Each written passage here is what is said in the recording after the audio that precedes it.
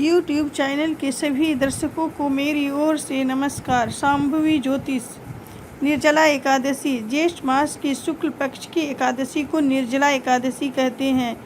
इस व्रत में पानी पीना भी वर्जित है, इसलिए इसे निर्जला एकादशी कहते हैं। इस वर्ष भी 2 जून 2020 दिन मंगलवार को यह निर्जला एकादशी है। वर्ष भर की 24 एकादशियों में से ज्येष्ठ शुक्ल एकादशी को सर्वोत्तम मानी गई है। इसका व्रत रखने से सारी एकादशियों के व्रतों का फल मिल जाता है।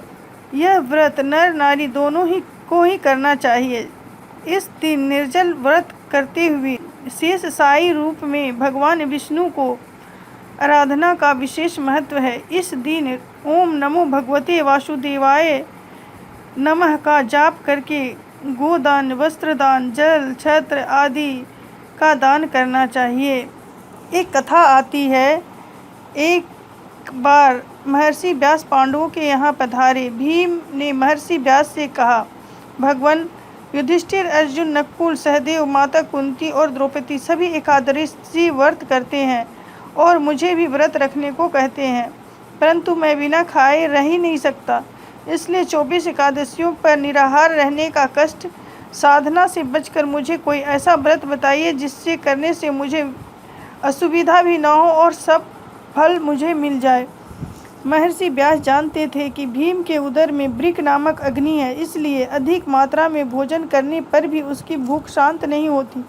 महर्षि ने भीम से कहा, तुम ज्येष्ठ शुक्ल एकादशी का व्रत रखो। इस व्रत को रखने से सुख, समृद्धि और सभी मनोकामना पूर्ण हो जाती है और इस व्रत से अन्य 23 एकादशियों का पुण्य का फल भी मिल जाता है।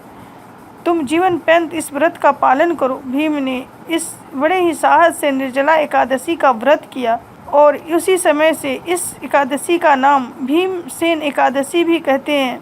इस व्रत को करने से सभी मनोकामना पूर्ण हो जाती है। व्रत का प्रायण 45 3 जून है, 8:25 तक है। नमस्कार।